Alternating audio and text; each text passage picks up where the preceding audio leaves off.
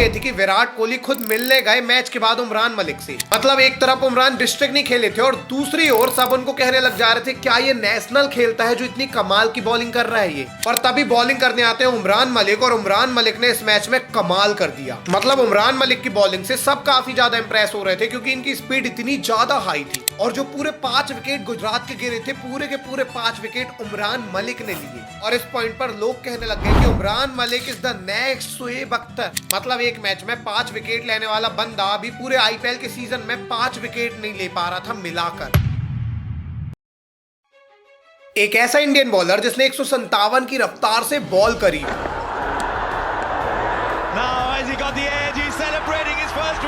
उमरान एक ऐसे बॉलर हैं जिन्हें शोएब अख्तर का रिकॉर्ड ब्रेकर बताया जाता था।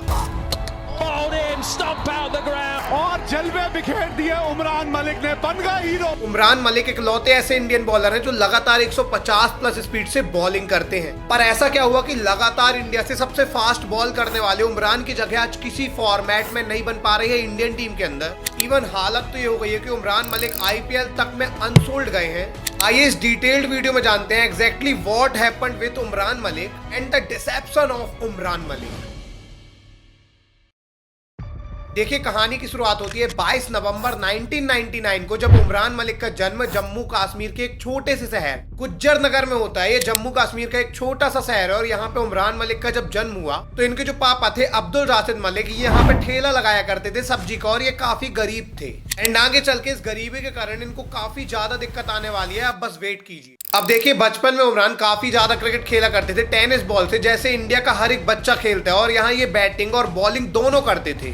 अब बैटिंग तो ये सबके जैसे ही करते थे लेकिन जो इनकी बॉलिंग थी वो काफी ज्यादा एक्सेप्शनल थी। बात क्या थी कि ये गली क्रिकेट के अंदर हाथ घुमा के 140 की ज्यादा से स्पीड से बॉल डाला करते थे, जो काफी बड़ी बात थी। इस समय तो बच्चे हाथ घुमा भी नहीं पाते थे और इस सेम टाइम में इनकी बॉल जो थी वो हाथ भी घुमा के आ रही थी और स्पीड भी उसकी 140 से ज्यादा थी। अब जिस लोकेलिटी में ये रहते थे यहाँ काफी चर्चाएं होने लग गई कि राशिद का लड़का काफी अच्छा खेलता है, लेकिन प्रॉब्लम ये थी कि इनके पास इतने पैसे ही नहीं थे कि उस टाइम एकेडमी वगैरह ज्वाइन कर पाए, इसलिए कोई भी एकेडमी ज्वाइन नहीं करते। लेकिन ये क्रिकेट के टेनिस बॉल टूर्नामेंट खेलना स्टार्ट कर देते। इवन इसी सेम टाइम में 10th क्लास में थे और 10th क्लास ये फेल हो गए स्कूल के अंदर क्योंकि पढ़ाई में इनका बिल्कुल भी मन नहीं लगता था, इन्हें क्रिकेट ही खेलना था। ये दिन भर क्रिकेट खेला करते थे। मतलब सुबह ये क्रिकेट खेलने निकलते, दोपहर को खाना खाने घर आते और फिर क्रिकेट खेलने चले आते। ये स्कूल जाते ही नहीं थे। और इसी पर्टिकुलर टाइम में जब ये टेनिस बॉल टूर्नामेंट खेलने लग गए तो टेनिस बॉल टूर्नामेंट शाम को होता था और इसकी खासियत ये थी कि ये 10-10 ओवर का था और ग्राउंड जो थे वो काफी छोटे थे क्योंकि वो बैट्समैन के अनुकूल बनाए गए थे ताकि ज्यादा रन बने, ज्यादा भीड़ आए और ज्यादा रन बनेंगे तो मजा आएगा। पर छोटे ग्राउंड में 10-10 ओवर के मैच में जब उमरान मलिक बॉलिंग करने आते तो इनकी बॉल कोई छू भी नहीं पाता क्योंकि इनकी स्पीड इतनी ज्यादा थी कि लोकल बैट्समैन को बॉल दिखती ही नहीं। और अभी तक ये टेनिस बॉल से ही प्रैक्टिस कर रहे थे, टूर्नामेंट खेल रहे थे और इसी टाइम इनके एक दोस्त ने बोला कि तुमको लेदर बॉल से बॉलिंग ट्राई करना चाहिए। और जब ये लेदर बॉल खरीद के लाए तो लेदर बॉल से भी ये सेम स्पीड फेंक पा रहे थे और ये काफी ज्यादा शॉकिंग था क्योंकि लेदर बॉल से अगर ये 140 फेंक पा रहे हैं तो फिर तो ये काफी अच्छे प्लेयर बन सकते हैं। और अब इनके दोस्त ने बोला कि अगर ये सेम बॉलिंग कर रहे हैं तो इनको लेदर बॉल टूर्नामेंट खेलने चाहिए। तो ये लेदर बॉल टूर्नामेंट खेलने लग गए और इसके बाद ये जाते हैं मौलाना आजाद क्रिकेट स्टेडियम जो कि जम्मू कश्मीर में है और यहाँ पे ये पहली बार एकेडमी ज्वाइन करते हैं। और यहाँ जो इनको पहले कोच मिले थे इनका नाम था रणधीर सिंह मनहास। अब मनहास जी एक लोकल कोच थे और वो बच्चों में ज्यादा ध्यान नहीं देते थे क्योंकि अभी तक यहाँ से कोई बाहर निकल के ऐसे क्रिकेट वगैरह खेलने नहीं गया था। लेकिन जम्मू की जो मेन टीम थी उसके जो सीनियर प्लेयर थे राम दयाल, वो देखते हैं कि उमरान बहुत अच्छी बॉलिंग कर रहे हैं और वो मनहास जी से कहते हैं कि वो काफी ज्यादा ध्यान दें इनके ऊपर। अगर वो ध्यान देते हैं तो ये इंटरनेशनल भी खेल सकता है एक दिन। और यहाँ से मनहास जी जो कि इनके कोच थे वो बहुत ध्यान देने लग गए। वो देखने लग गए कि उमरान के पैर की लैंडिंग कहाँ हो रही है। अब ये सब चल ही रहा था कि इरफान पठान एक बार जम्मू कश्मीर के कैंप आते हैं और वो देखते हैं कि काफी अच्छी बॉलिंग उमरान मलिक कर रहे हैं, वो भी काफी अच्छी स्पीड के साथ। तो इरफान ने इनको खुद ट्रेनिंग दी और बोला कि तुम प्रैक्टिस करते रहो, तुम जल्द ही इंडियन टीम में आओगे। और इसी सेम टाइम में इस ग्राउंड में अब्दुल शामद भी प्रैक्टिस किया करते थे और ये काफी अच्छे दोस्त बन जाते हैं उमरान मलिक के। अब देखिए अभी तक ये सब चल रहा था लेकिन इन्होंने कोई भी डिस्ट्रिक्ट अंडर 19 कुछ भी नहीं खेला था और इसी बीच अंडर 19 के ट्रायल्स होने होते हैं और कोच मनहास जी कहते हैं कि ट्रायल्स में वही पार्टिसिपेट कर सकता है जो डिस्ट्रिक्ट खेला हो, क्योंकि अगर आप डिस्ट्रिक्ट ही नहीं खेल पाए तो आप ट्रायल्स करके क्या करेंगे अंडर 19 का। पर होता क्या है कि उमरान मलिक तो डिस्ट्रिक्ट ही नहीं खेले थे, तो ये मनहास जी को मनाते हैं कि मैं डिस्ट्रिक्ट नहीं खेला हूं, लेकिन अगर मैं ट्रायल्स में पार्टिसिपेट करूंगा तो सिलेक्टर को पता तो चलने नहीं वाला है, और अगर मैं अच्छा नहीं खेलता तो मैं वैसे भी बाकी प्लेयर्स के जैसे बाहर हो जाऊंगा। और ऐसे इनके कोच मान गए, और जब अंडर 19 के ट्रायल्स हुए तो उमरान ने पहली बॉल जो डाली वो इतनी कमाल की थी कि अंडर 19 के सिलेक्टर्स इनके पास आए और बोले कि बस तुम अपने आप को फिट रखना, तुम अंडर 19 टीम में पक्का सिलेक्ट हो। और इसका रीजन काफी साफ था, क्योंकि सारे बॉलर जहां 135 140 की स्पीड से बॉल कर रहे थे, वहीं ये 145 प्लस बॉलिंग कर रहे थे। और जब अंडर 19 के मैचेस हुए तो यहां पे उमरान मलिक ने लगातार 150 की स्पीड से बॉल डाली, और ऐसे में जो अंडर 19 के एम्पायर थे वो टीम के कप्तान को बुलाते हैं, उमरान की टीम के कप्तान को, और वो कहते हैं कि क्या ये बंदा नेशनल खेल के आया है। मतलब एक तरफ उमरान डिस्ट्रिक्ट नहीं खेले थे और दूसरी ओर सब उनको कहने लग जा रहे थे क्या ये नेशनल खेलता है जो इतनी कमाल की बॉलिंग कर रहा है ये।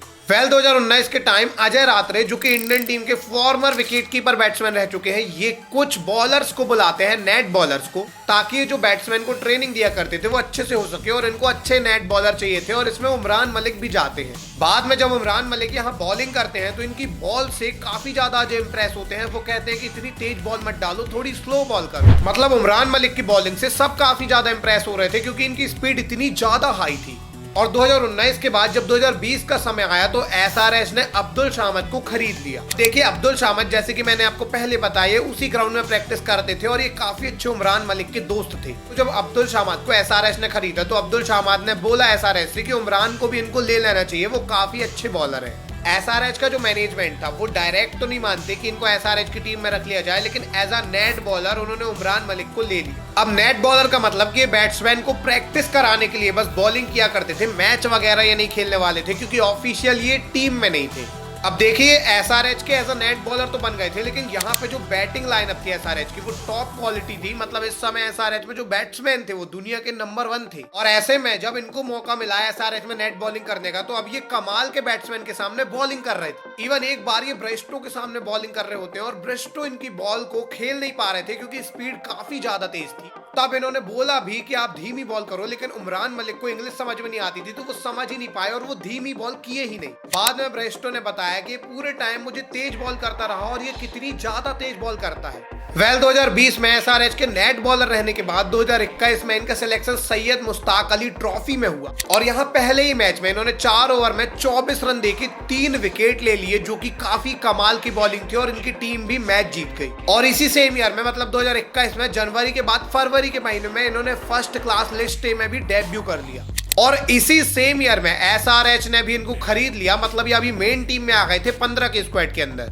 अब देखिए एसआरएच ने इनको रख तो लिया था, लेकिन इनको मौके मिल ही नहीं रहे थे। पूरे टूर्नामेंट ये बैठे ही थे बेंच पर 2021 आईपीएल में एसआरएच ग्रुप स्टेजेस में ही बाहर हो गई, और जब ये बाहर हो गए तो ये नए प्लेयर्स को मौके देते हैं, और इसमें फिर ये उमरान मलिक को मौका दे देते हैं। पहला मैच उमरान मलिक का कोलकाता वर्सेस एसआरएच का था, जो 3 अक्टूबर 2021 को हुआ था, और इस मैच में पहला ओवर करने आए उमरान मलिक ने 6 बॉल फेंकी, जिसमें 2 बॉल 150 की स्पीड की थी। और अगला ही मैच जो एसआरएच का आरसीबी के साथ था, यहाँ पे उमरान मलिक ने 152.95 km पर आवर की बॉल फेंक दी, एंड ये उस आईपीएल की सबसे तेज डिलीवरी में दूसरे नंबर में थी, और यहाँ से विराट कोहली काफी ज्यादा इंप्रेस हुए इनसे। हालत तो ये थी कि विराट कोहली खुद मिलने गए मैच के बाद उमरान मलिक से। अब देखिए इसका सिंपल रीजन था कि अभी जो है उमरान मलिक अभी तो भले ही दूसरी टीम में है, लेकिन कुछ समय बाद जब इंडिया के मैचेस होंगे तो ये इंडिया में आएंगे, और अगर इंडिया को 150 की स्पीड से ज्यादा वाला बॉलर मिल गया तो ये तो बहुत बड़ी बात है। तो इस तरीके से 2021 में उमरान मलिक की काफी चर्चाएं हो रही थी,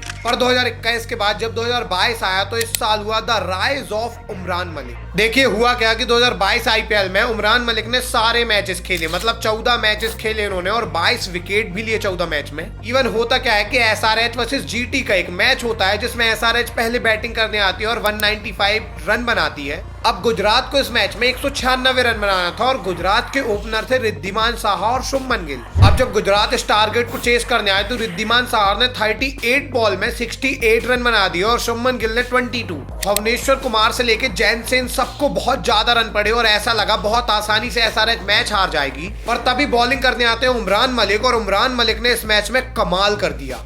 सबसे पहले उन्होंने एसआरएच के ओपनर रिद्धिमान साहा और शुभमन गिल को बोल्ड मारा। इसके बाद डेविड मिलर और अभिनव मनोहर को भी इन्होंने बोल्ड मार दिया। हार्दिक पांड्या अकेले ऐसे बैट्समैन थे जिनको इन्होंने कैच आउट कराया था, बाकी ये 5 विकेट लिए थे, जिसमें 4 तो इन्होंने बोल्ड मारे थे और 4 ओवर में इन्होंने सिर्फ 25 रन खर्चे थे। देखिए कमाल बात ये थी कि ये जो मैच था, इस पर्टिकुलर मैच को गुजरात जीत गई थी। 199 रन बना दिए थे गुजरात ने, वो भी 5 विकेट के नुकसान पर। और जो पूरे 5 विकेट गुजरात के गिरे थे, पूरे के पूरे 5 विकेट उमरान मलिक ने लिए। और भी कमाल चीज ये थी कि इस पूरे मैच में हर किसी की एसआरएच में जो भी बॉलर थे उनकी इकोनॉमी 8 से ऊपर थी, लेकिन अकेले उमरान मलिक ऐसे थे जिनकी इकोनॉमी 6 थी और इन्होंने 5 विकेट तक लिए। आप ये बॉलिंग स्कोर कार्ड देखिए, जहां मैक्रो जैनसिन को 14 के इकोनॉमी से रन पड़े हैं और यहाँ पे उमरान मलिक को 6 की इकोनॉमी से रन पड़े। इस मैच के बाद उमरान की बात पूरे वर्ल्ड में शुरू हो गई, क्योंकि बॉलिंग की रफ्तार और इकोनॉमी सब कुछ बढ़िया जा रहा था। और अगले मैच में जो एसआरएच वर्सेस डीसी मतलब दिल्ली के साथ था, हैदराबाद का मैच, इस मैच के अंदर उमरान मलिक ने एक डिलीवरी डाली। इस बॉल की स्पीड 157 km पर आवर थी, जो सबसे तेज बॉल थी एज एन इंडियन। और इस पॉइंट पर लोग कहने लग गए कि Umran Malik is the next Shoaib Akhtar. पहली बार इंडिया को हाई स्पीड बॉलर मिला था जो 150 की स्पीड से ज्यादा बॉल कर रहा था और विकेट भी ले रहा था विद प्रॉपर इकोनॉमी। इन्होंने 14 मैच में 22 विकेट लिए थे, काफी कमाल की परफॉर्मेंस थी ये। और इसी के चलते इनका इंडियन टीम के अंदर सिलेक्शन हो गया T20I क्रिकेट में, जहां इन्होंने 8 मैच में 11 विकेट भी ली। लेकिन होता क्या है कि इंडियन टीम के अंदर जब सेलेक्टर इनकी इकोनॉमी देखते हैं तो इन्होंने 8 मैच में जो 11 विकेट लिए थे, उस समय इनकी इकोनॉमी 10.50 की थी, मतलब 10.5 की इकोनॉमी से रन दे रहे थे। देखिए अब यदि आपको इकोनॉमी नहीं पता तो मैं थोड़ा सा बता देता हूँ। देखिए इकोनॉमी का फॉर्मूला होता है total run considered by total over bowled. मतलब एक बॉलर यदि किसी मैच के अंदर 10 ओवर फेंकता है और उसमें 100 रन वो खाता है, तो उसकी इकोनॉमी 10 की हुई, वो पर ओवर 10 रन खा रहा है। और इसी तरीके से उमरान मलिक की जो इकोनॉमी थी वो 10.5 की थी, मतलब हर मैच में 40 से ज्यादा रन खा रहे थे।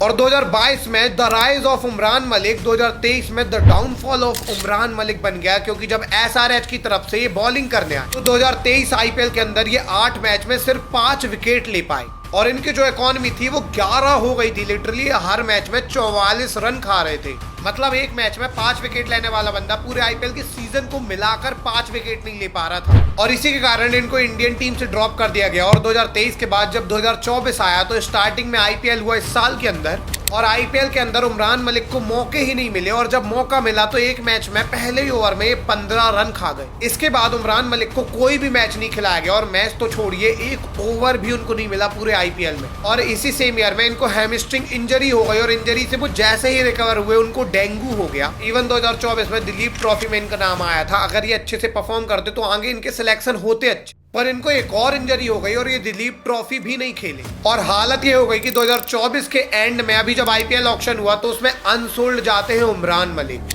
मतलब इंडिया की फास्टेस्ट बॉल करने वाला बॉलर आज आईपीएल के अंदर अनसोल्ड जा रहा है। हालांकि बाद में कोलकाता नाइट राइडर ने इनको ले लिया है, लेकिन भरोसा नहीं है कि वो इनको मौके देंगे भी या फिर नहीं।